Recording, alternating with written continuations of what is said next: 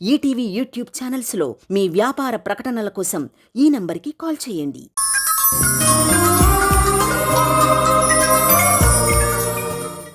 ఇందాక అడిగావుగా కిడ్నాప్ గురించి ఏమైనా డీటెయిల్స్ దొరికాయా అని.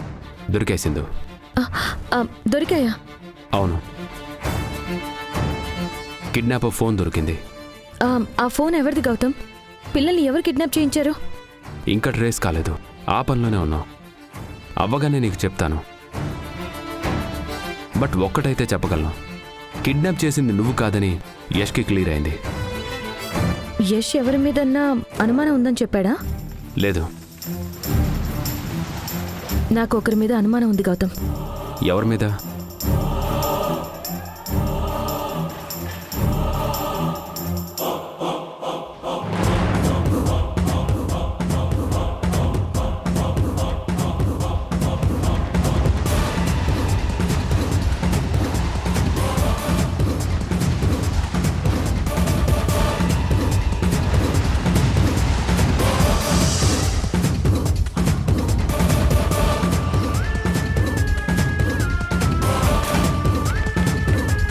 నువ్వు చెప్పేది నిజమా సింధు? నిజమా అంటే కన్ఫర్మ్గా కాదు, అనుమానం మాత్రమే. కేవలం అనుమానం ఉంటే సరిపోదు, ప్రూవ్ చేసే ఆధారాలు కావాలి. I know Gautam. జాగ్రత్త సింధు, వాళ్ళకి ఈ విషయం తెలిస్తే అలర్ట్ అవుతారు. అప్పుడు ఆధారాలన్నీ నీకు దొరకకుండా నాశనం చేస్తారు. ఇంకా మనం ఏమీ చేయలేం. లేదు గౌతమ్, వాళ్ళకి తెలియకుండానే వాళ్ళ నుంచి వివరాలు రాబడతాను. అది ఎలా అనేది నేను ప్లాన్ చేసే ఉంచాను. గుడ్, నువ్వు చేయగలవు సింధు. నీ మీద నాకు ఆ నమ్మకం ఉంది. నిజం చెప్పాలంటే పిల్లలు దొరికారంటే ఆ క్రెడిట్ అంతా నీదే. నువ్విచ్చిన క్లూ వల్లే కేసు ఫాస్ట్గా క్లియర్ అయింది. గౌతమ్, నువ్వు నాకు ఒక ఫేవర్ చేయాలి. చెప్పు సింధు, ఏం చేయాలి? ఆ కిడ్నాపర్ గురించి ఏమైనా తెలిస్తే వెంటనే నాకు ఫోన్ చేసి చెప్పగలవా? షూర్ సింధు. ఆధారాలు లేకుండా ఎవరిని అనుమానించలేం కదా. ఒక చిన్న ఆధారం దొరికినా అప్పుడు చెప్తాను వాళ్ళ పని. ఎవరి చేతైతే నన్ను అనుమానించేలా చేసి అరెస్ట్ చేయించారో వాళ్ళ ముందే వాళ్ళ అసలు బండారం బయట పెడతాను. All the best Sindhu. Bye Gautam.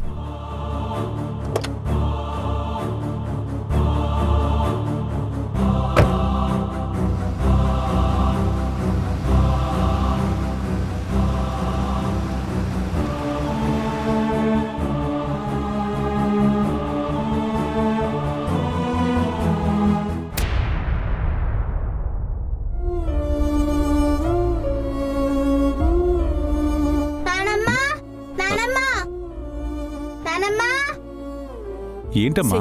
ఏమైందమ్మా? ఏంటమ్మా, ఎందుకు ఏడుస్తున్నావు? నాకు బాధగా ఉంది. అవునా, దేనికి బాధ? రిషి బిహేవియర్ నాకు నచ్చట్లేదు. నిన్నేమైనా అన్నాడా వాడు? నన్ను అన్నా కూడా నేనేం ఫీల్ అవ్వను. రిషి వల్ల అమ్మ చాలా ఫీల్ అవుతుంది. ఏం చేశాడేంటి రిషి? అమ్మని అమ్మలా చూడడం లేదు. వాడికి అమ్మలా అనిపించినప్పుడు వాడు మాత్రం ఏం చేస్తాడు శశి?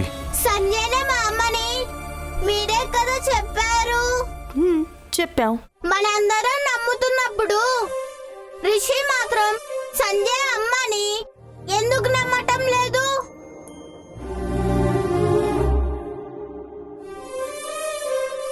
నువ్వైనా వారికి చెప్పచ్చుగా గ్రాండ్పా. రిషి వల్ల అమ్మ అన్నం కూడా తినడం మానేసింది. మీ నాన్న, నానమ్మ, మీ అమ్మ, నువ్వు ఇంతమంది చెప్తేనే నమ్మనివాడు నేను చెప్తే నమ్ముతాడా? అయినా నమ్మకం అనేది ఒకళ్ళు చెప్తే రాదు శశి. రిషి మనసులో అది పుట్టాలి. అప్పటిదాకా ఎవ్వరం ఏం చేయలేం. నానమ్మ, నువ్వు కూడా ఏం చేయలేవా? నువ్వు చూస్తున్నావు కదే, వాడికి ఎన్నో రకాలుగా నచ్చ చెప్పాను. ఆఖరికి బ్రతిమాలాను కూడా. కానీ ఆ మాయదారి సింధుని పట్టుకొని అమ్మా అని పాకులాడుతున్నాడు. అయితే రిషి మాట్లాడా, మనం వాడిని మార్చలేమా? అది మన చేతిలో లేదు శశి. వాడికి బుద్ధి పుడితేనే ఏదైనా జరిగేది. అంటే అమ్మ ఇలా ఆకలితో పస్తులు ఉండాల్సిందేనా? మీ అమ్మేమో పట్టుదల వదలదు, రిషి ఏమో మొండిగట్టం. ఎవరికి చెప్పలేక మధ్యలో మేం చేస్తున్నాం. మీ ఎవరికి మా అమ్మ మీద ప్రేమ లేదు. మీతో మాట్లాడి వేస్ట్. గణప, ఒకసారి డాడీకి కాల్ చేయవా? దేనికమ్మా? అమ్మ విషయం నేను డాడీతో మాట్లాడతా.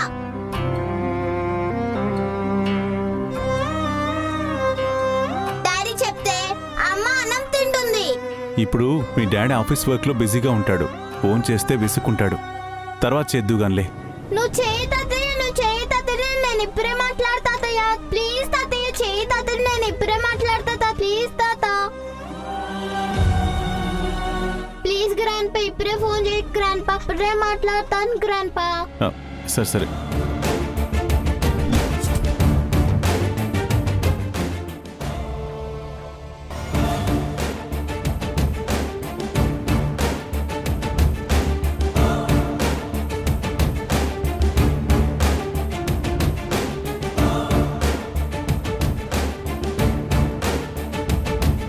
మీ డాడీ ఫోన్ బిజీ వస్తుందమ్మా.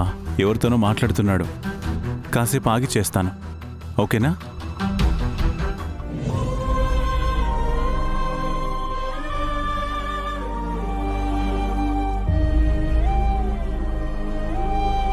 ఊరుకో తల్లి, ఊరుకో.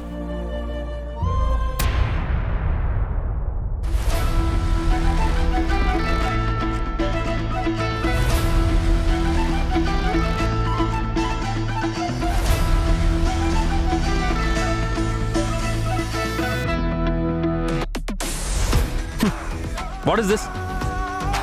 మరి అసలు ఇంత స్లోగా ఉంటే ఎలా? వర్క్లో ఎలాంటి ఇంప్రూవ్మెంట్ అస్సలు కనబడటం లేదు. బాగా లేట్ అయిపోతుంది. చూడు, ఇలా అయితే నేను టాలరేట్ చేయను. సారీ సార్, ఇప్పటి నుంచి స్పీడ్గా చేస్తాం. నేను చెప్పిన తర్వాత ముందే చూసుకోవాల్సిన బాధ్యత లేదా మీకు? ఇంకా మెటీరియల్ డీటెయిల్స్ రాలేదు. మీరంతా కలిసి నాకు ఇరిటేషన్ తెప్పిస్తున్నారు. సార్ నిజానికి మనం ప్రిపేర్ చేసిన మెటీరియల్ డీటెయిల్స్ రెడీగానే ఉన్నాయి సార్. ఉంటే నా టేబుల్ మీదకి ఎందుకు రాలేదు? సునంద మేడం వాళ్ళకి పంపాలి కదా. ఇప్పటి వరకు అసలు ఎందుకు పంపలేదు? అంటే అది సింధు మేడం 2 days నుంచి ఆఫీస్కి రాలేదు. మేడం సైన్ చేశాక పంపిద్దామని ఆగాం. ఆవిడ పర్మిషన్ దేనికి? నేను ఓకే చేస్తే చాలు కదా. సర్లే, నువ్వు వెళ్ళు.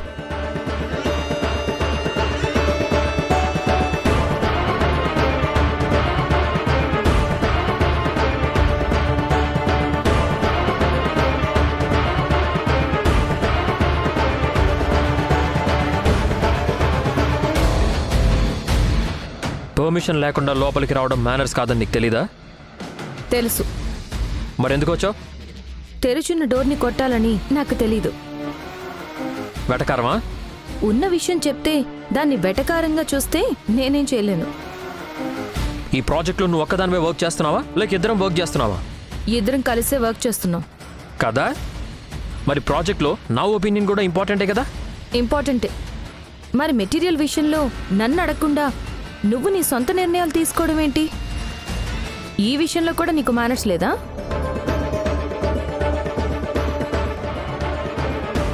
ప్రతి దానికి మీ ఒపీనియన్ తీసుకోవాల్సిన పని లేదు. చైర్మన్గా నాకు కొన్ని రైట్స్, పవర్స్ ఉంటాయి. నువ్వు అందుబాటులో లేనప్పుడు నేను డెసిషన్ తీసుకొని డిజైన్స్ చేయొచ్చు. ఈ విషయం నీకు తెలిసినా తెలియనట్టు ఎందుకున్నావో నాకు అర్థం కాలేదు. ఓకే, నువ్వే డెసిషన్ మేకర్వి కదా, అయితే మెటీరియల్ పంపించు. నేను ఆథరైజ్ చేస్తున్నట్టు సైన్ చేయను. నీ ఇష్టం వచ్చినట్టు చేసుకో. ఏంటి బెదిరిస్తున్నావా? నీ సైన్ ఏం అవసరం లేదు. నా సైన్ ఒక్కటున్న ప్రాజెక్ట్ వర్క్ నడుస్తుంది. ఇప్పుడే నేను సైన్ చేసి సునంద మేడంకి ఫార్వర్డ్ చేస్తాను. చెయ్యి, నేనేం కాదనిలేదే. తర్వాత ఏ ప్రాబ్లం వచ్చినా నువ్వే ఫేస్ చేయాల్సి ఉంటుంది. ఆలోచించుకో. నేను దేనికి భయపడను, ముఖ్యంగా నీ విషయంలో.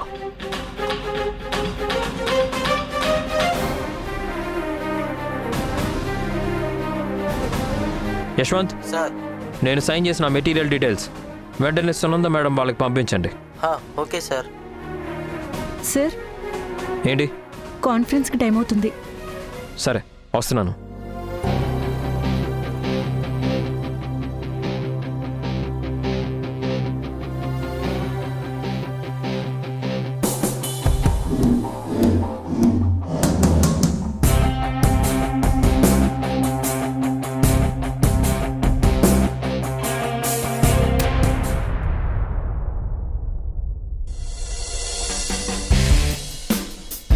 మై డియర్ స్టాఫ్, మనం స్టార్ట్ చేయబోయే ప్రాజెక్ట్కి సంబంధించిన టోటల్ బడ్జెట్ డీటెయిల్స్ ఇవి. ఇందులో మనం దేనికి ఎంత స్పెండ్ చేస్తున్నాం అనేది క్లియర్గా మెన్షన్ చేశాను. ఇప్పుడు అది మీకు ఎక్స్ప్లెయిన్ చేస్తాను. General expenses 13.5%.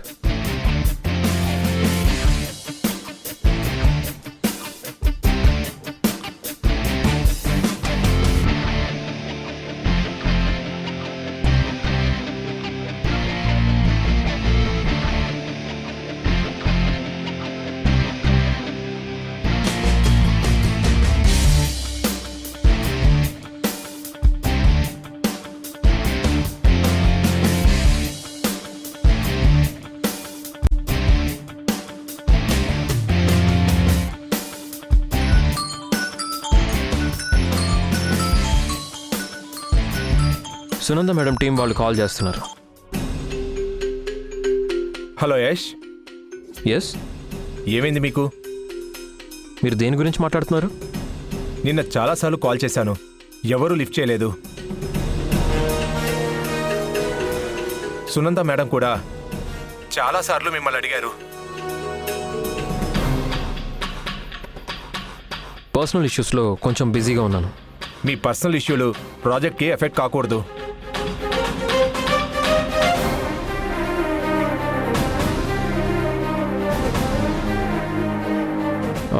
నీకు మెటీరియల్ ఫైల్ పంపాను, చూసారా? చూశాము, అందుకే నీతో అర్జెంటుగా మాట్లాడాలని కాల్ చేశాను. Any problem? మాకు ఫార్వర్డ్ చేసిన మెటీరియల్ ఫైల్లో ఒక్క మీ సైనే ఉందేంటి? సింధు గారి సైన్ లేదు? తను చూడలేదా?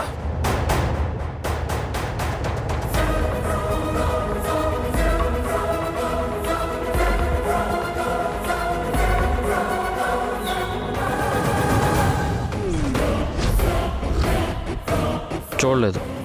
అయితే ఏంటి, నేను చూసి ఓకే చేశాను కదా. అలా కుదరదు యష్. సింధు కూడా చూసి సైన్ చేస్తేనే ఓకే అవుతుంది.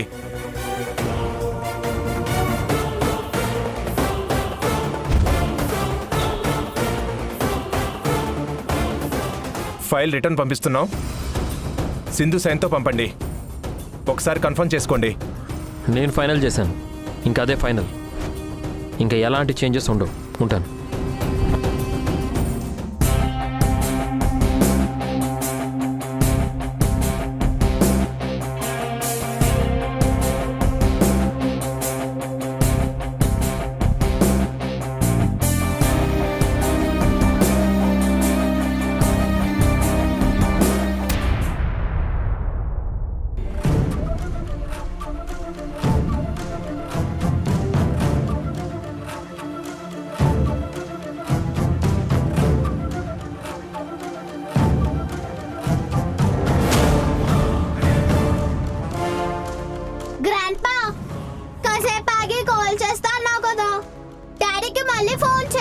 ఆల్రెడీ ఇందాక చేశాను కదమ్మా, చూసుకొని తనే చేస్తాడులే. లేదు గ్రాండ్పా, ఇప్పుడే ఫోన్ చేయి, నేను మాట్లాడాలి. ఫోన్ చేయి, నువ్వు ఫోన్ చేయి. సరే సరే చేస్తాను.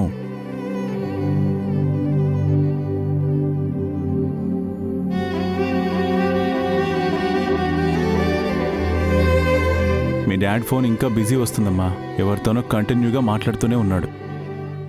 ఎలాగైనా సరే ఇప్పుడు నేను డాడీతో మాట్లాడాలి. ఏదో ఒక చేయి గ్రాండ్పా. వాడి ఫోన్ బిజీ వస్తుంటే నన్నేం చేయమంటావే? ఏమో నాకు తెలీదు, నేను డాడీతో మాట్లాడాలి అంతే. ఇదెక్కడి కూడా వదాము, ఏం చేయాలి ఇప్పుడు? ఇదేమో చెప్తే వినడం లేదు. ఎక్కడికి? డాడీ ఆఫీస్ కి. ఫోన్ బిజీ వచ్చినా డాడీ అయితే ఆఫీసులోనే ఉంటారు కదా, అక్కడికి వెళ్ళి మాట్లాడతాను. ఆఫీస్కి ఎందుకు వచ్చారని మీ డాడీ అరుస్తాడ్రా. డాడీ ఏమనవరు, నేను చెప్తానుగా. వెళ్దాం దా గ్రాండ్పా.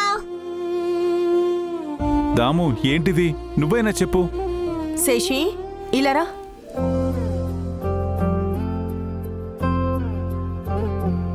మీ నాన్న ఆఫీస్లో ఇంపార్టెంట్ వర్క్లో ఉంటాడు, నువ్వు వెళ్తే డిస్టర్బ్ అవుతుంది. ఇప్పుడొద్దు.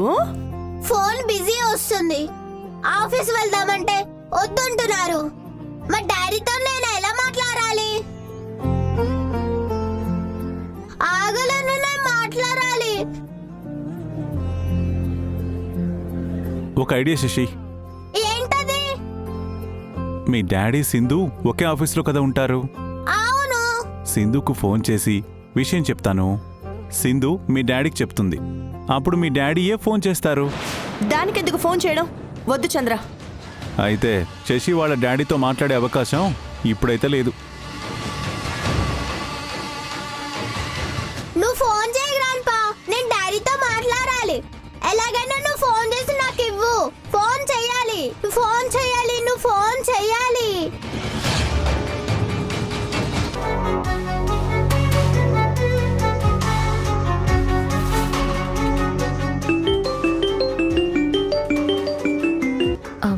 చెప్పండి మావయ్య.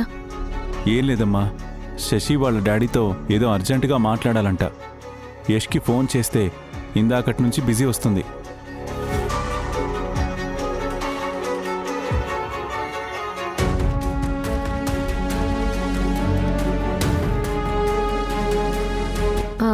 అవును మావయ్య, ప్రాజెక్ట్ వర్క్ విషయమై కంపెనీ వాళ్ళతో మాట్లాడుతున్నారు. అందుకే నీకు ఫోన్ చేశానమ్మా. ఒక్కసారి యష్తో మాట్లాడించవా? శశి ఇందాకటి నుంచి గొడవ చేస్తుంది.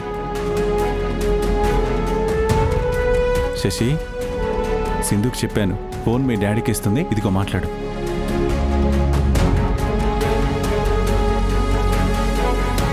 Hello daddy.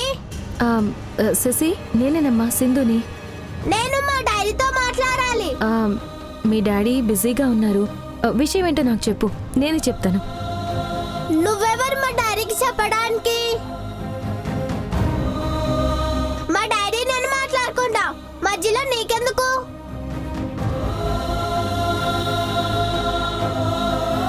నీ వల్లే మాకు ప్రాబ్లం. నువ్వు మైండ్లో ఎందుకున్నావు అసలు?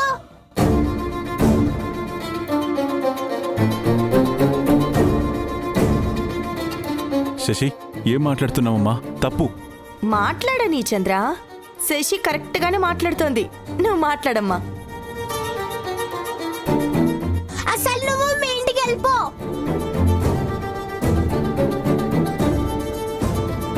అప్పుడు మేము అందరం హ్యాపీగా ఉంటాం.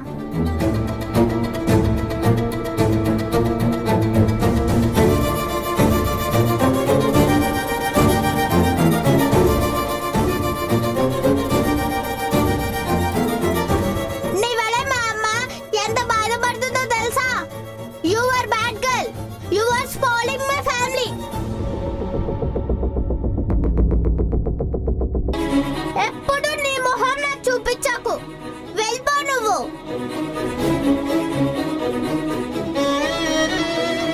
నీతో మాట్లాడాను నేను, నిన్ను చూడడం కూడా నాకు అస్సలు ఇష్టం లేదు.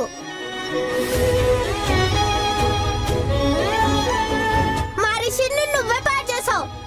నీ ఫోన్ నుంచి నేనేం మా డాడీతో మాట్లాడను.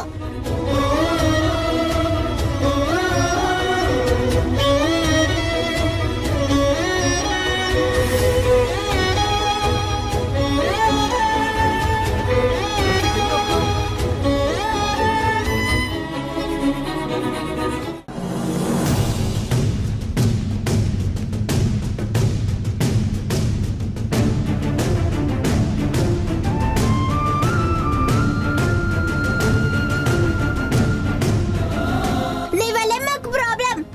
నువ్వు మైండ్లో ఎందుకున్నావు అసలు?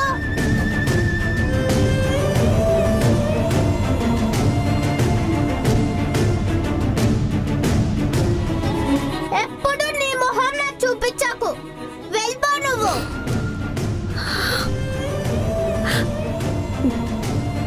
శశి ఎందుకు ఇలా మాట్లాడింది? నా మీద తనకెందుకు ఇంత ద్వేషం ఒక్కసారిగా వచ్చింది?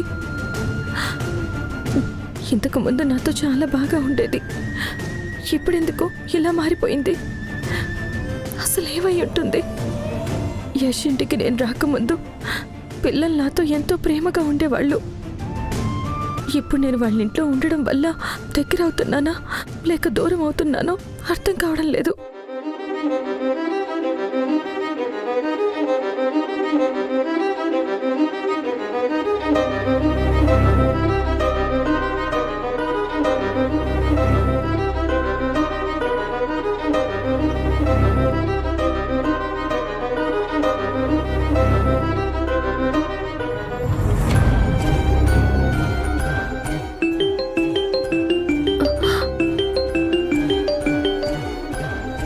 చెప్పండి మేడం. ఇది కరెక్ట్ కాదు. ఏమైంది మేడం? అసలు యశ్ ఏం చేస్తున్నాడో అర్థం కావడం లేదు. 2 రోజులుగా నా ఫోన్కి నువ్వు కానీ యశ్ కానీ రెస్పాండ్ అవ్వడం లేదు. ఇప్పుడేమో మెటీరియల్ క్రాస్ చెక్ చేయకుండా నీ సైన్ లేకుండా వచ్చింది. ఏంటిది? మీ ఇద్దరి మధ్య ఏంటి ప్రాబ్లం?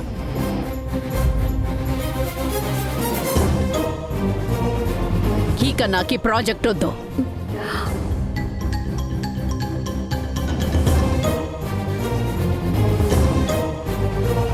మీరిద్దరూ సిన్సియర్గా లేరు. నేను తర్వాత లాస్ అవడం కంటే ఇప్పుడే ఆపేయడం బెటర్ అనిపిస్తోంది. బాయ్. మేడం,